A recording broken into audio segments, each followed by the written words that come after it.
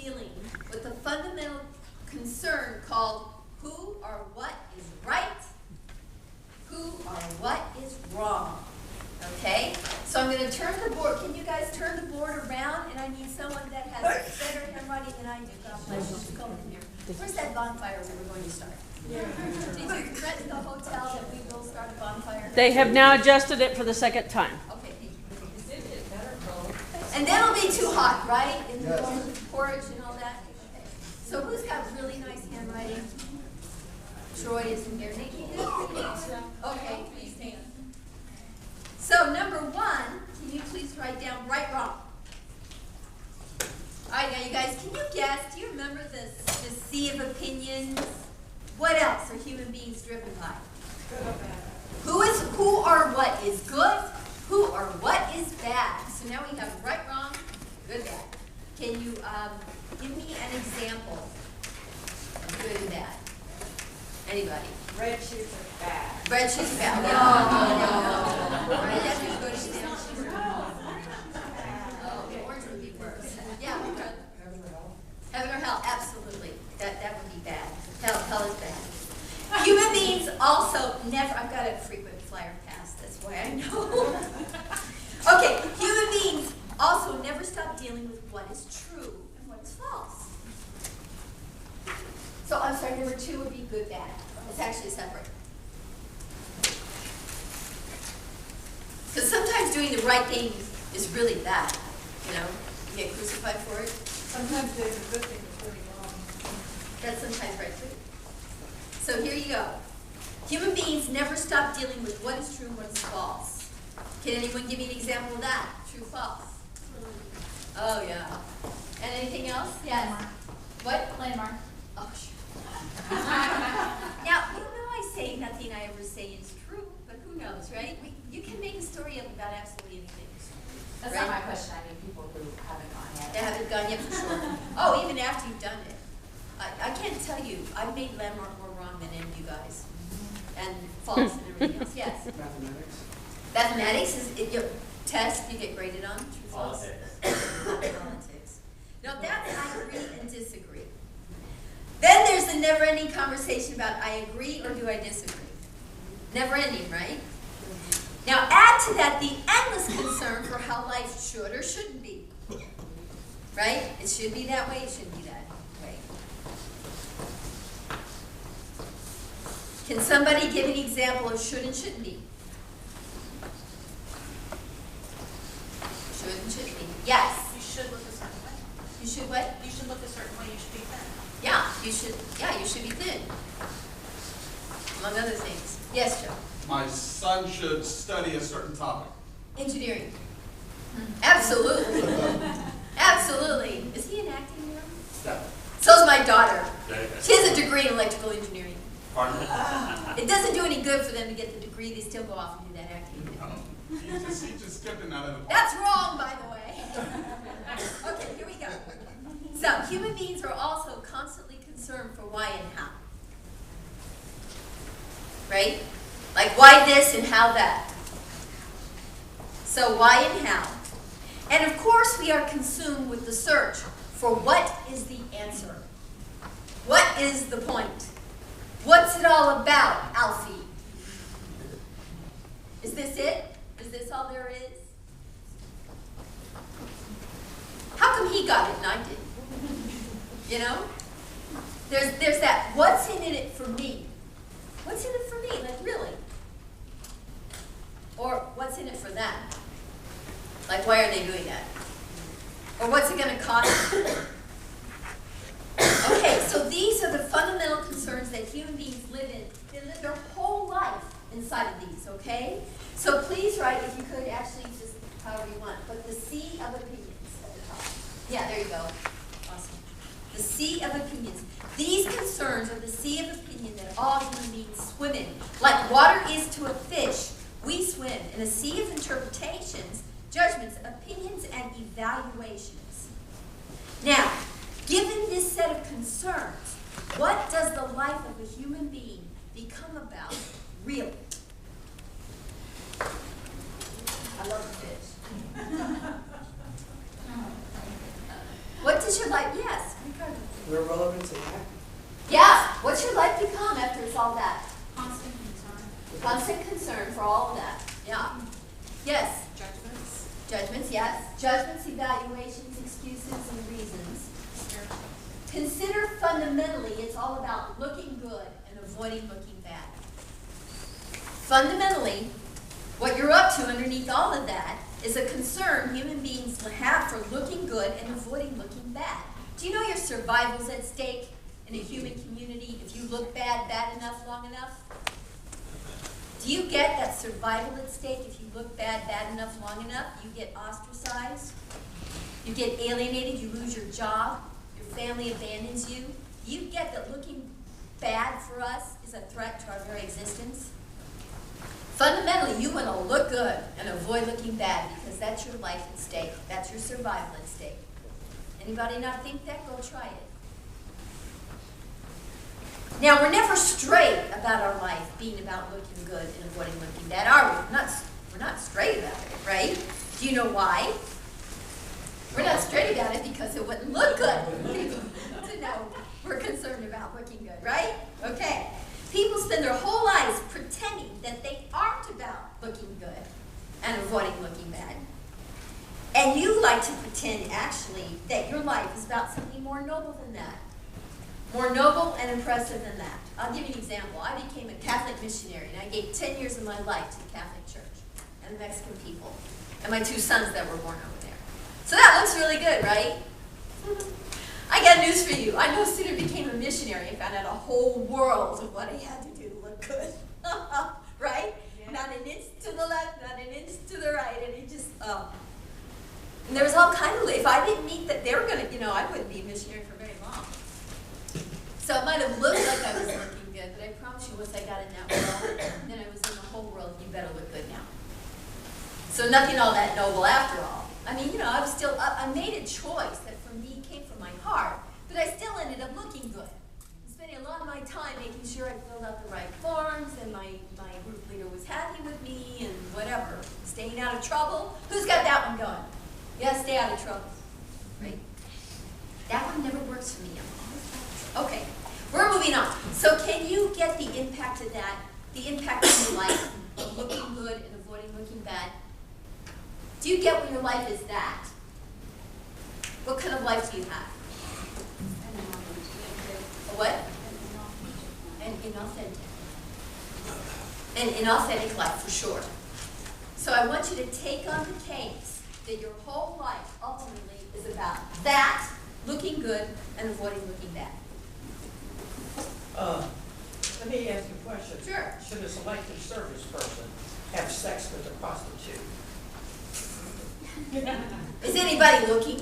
You may realize, Is his name James Bond? Because he always gets away but with you it. may realize that's in the news right now. Yes. It's not looking good for a lesbian selective Oh service. my gosh, it's not looking good. Like this is something new. Let's see, men having sex. Yeah. Oh, men having sex with prostitutes. No, that's not new either.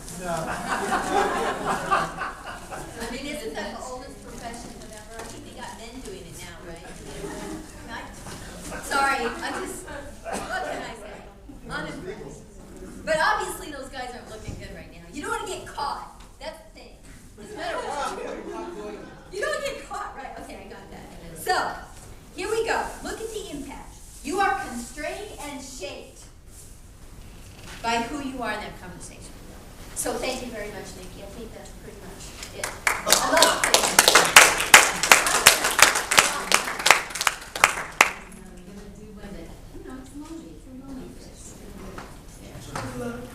Yeah, they're kissing.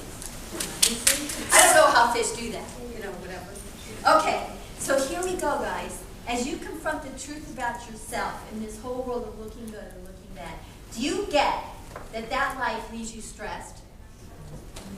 It leaves you with an agenda. It leaves you kind of anxious about, are you getting away with it at the moment? And you're actually driven by those conversations. Can you think of a single moment of your day where you're not one of those?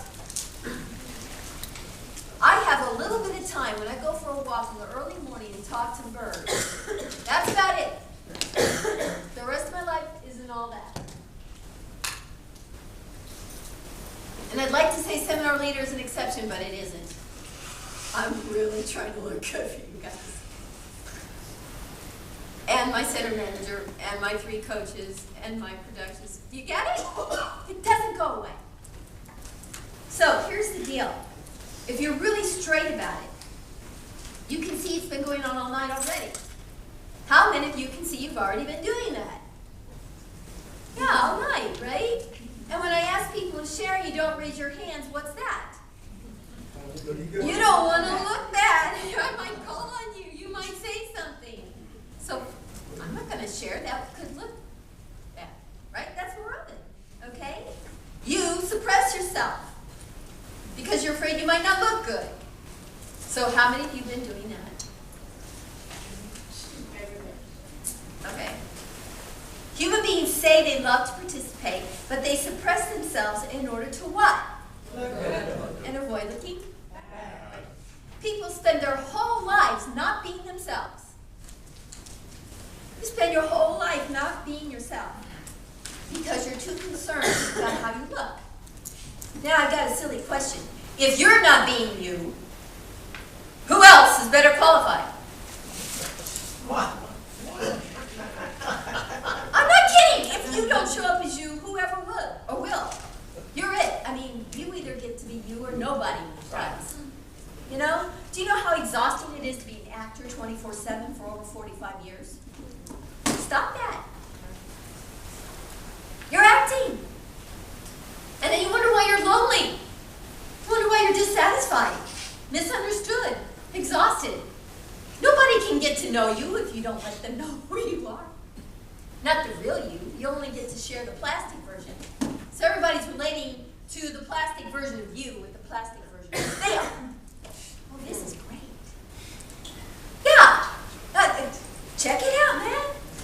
Now, you do have those few absolutely real, wonderful, intimate relationships, and those are the people you fight with. By the time somebody knows you, yes? That's what I was going to assert. It's actually the opposite. Being authentic is exhausting. Playing a role is comfortable. You can mail that in. You've been there, so you've done it so long, you can mail that performance in. Being authentic. I got it. And yet, I will still assert this. It's exhausting to not be who you really are. You're just more practiced than what you pretended for so long, so you've got the performance polished.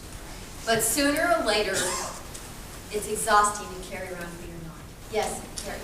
I don't have this discussion with Anna quite a bit. She doesn't work with me on it. Who are you really? I mean, sometimes we have a personality. Sometimes I'm evil, sometimes good. I'm Jekyll and Hyde.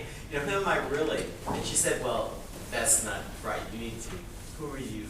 Your new possibility. Who are you becoming? Are you becoming that better person? Or am I going back to this evil one? Because that's really who I am. You know, because that's the easy evil one that I don't show anybody. I got you. I'm here looking really good, but really I'm evil and Yeah. bad thoughts. I'm going to leave. I'm going to go somewhere else, do something else, say something rude, you know, throw things at you like I've done before. Yeah, you have. That's okay. I didn't take it personally. So, and I had this discussion with Anna, and she said, "No, that's not really it. We don't. We're looking to transform ourselves into something better or something better. We are human, and that's just part of our being. We're going to have those weaknesses. We're going to have those things, but that's not what Landmark's about. We're about bringing up." Fundamentally, what we're after, Perry, is for you to get you're not an object. How many of you guys think you're an object? A subject or an object in the world? A thing. How many of you think you're a thing? A someone in a world full of someones? Right? Right? Yeah? Well, you're not. You're a space. You're a space. Were you in session 10 last seminar? Yes. You're nothing. And your word. So when your word says you're evil, what are you? And then when your word says, well, I'm not so evil, you know, I've done a few good things, then what are you? Not so evil. Okay? So you're a space. And then what's in that space is whatever you put there. Now, what are you going to put there? Because as soon as you put something else in there, that's what you are. Oh, it's easy being sleazy. It's harder to Sleazy. transform to Boom. something, transform yourself. That's It's not hard. Well, It's not. I or mean, maybe, I don't know. yeah. It's not, huh? No. Then why do we have to keep coming to all this? I do. It's so What is easy. it? Here's the deal. It's not hard, but it is endless. It is endless.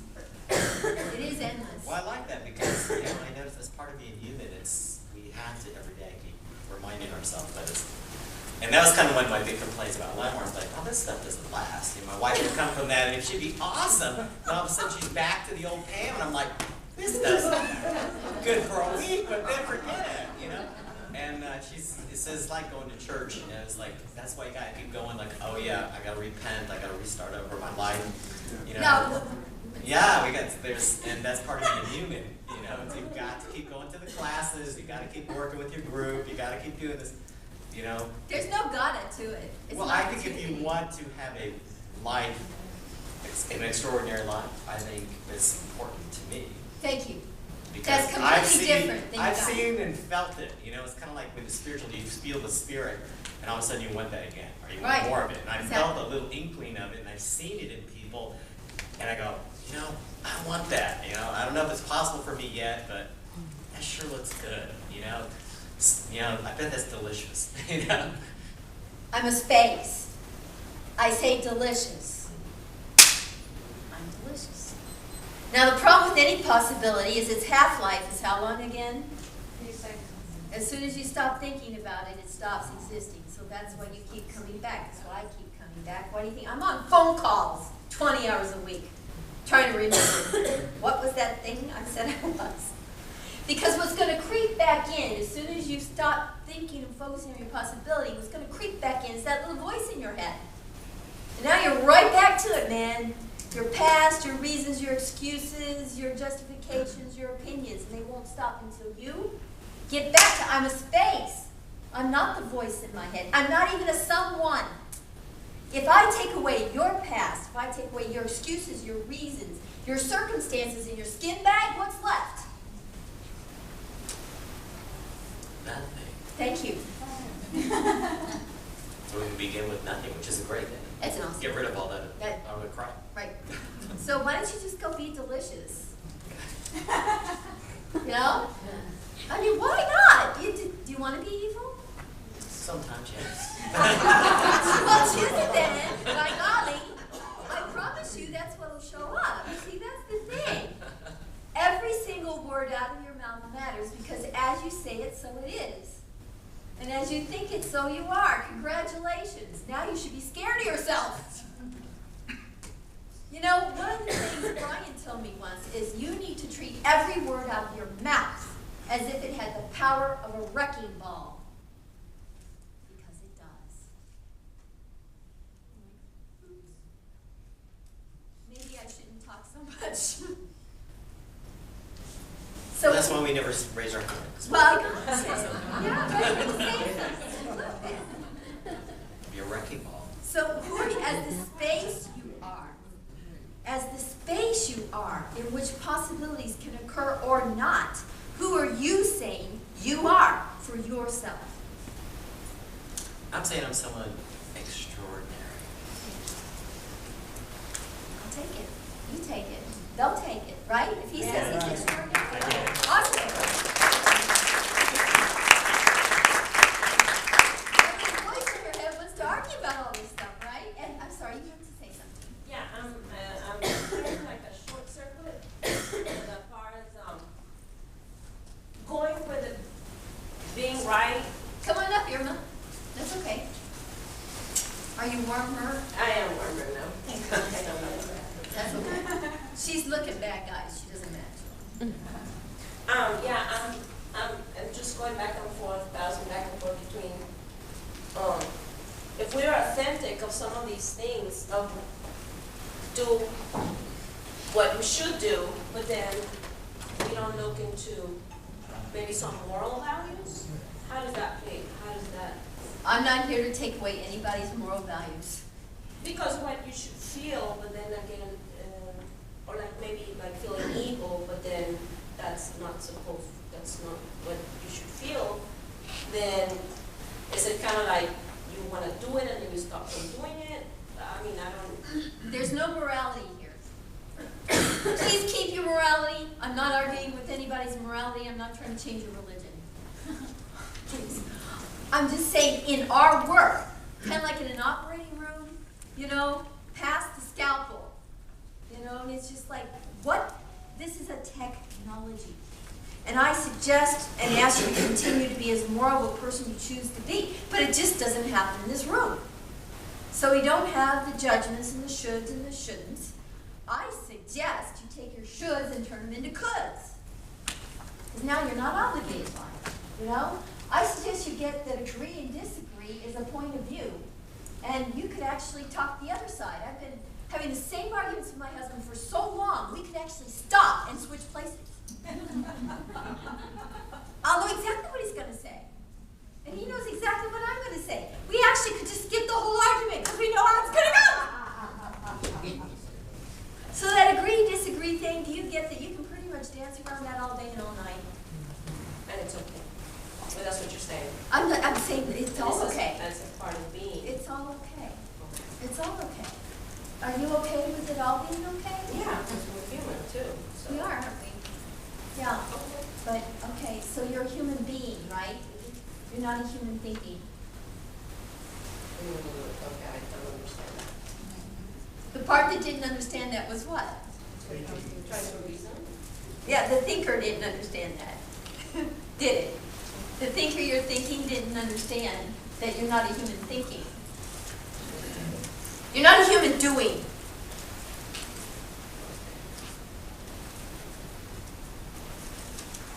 You're not, you really aren't. No, I got lost. I got it. You got lost. So you're a human being. You're here to be. Okay. You're not a human thinking. Okay. Now you can think. Yeah, you could also build a house and dance but you're a human being. We're here to be. Not to think. I mean, you will think, but it's not who you are. Because then that's from the it. Right. Okay. What is be? Right. See, right now I'm talking to your it. Are you clear? No. I'm not talking to Irma. Okay. I'm trying to listen. Well, who's trying to listen? I don't know.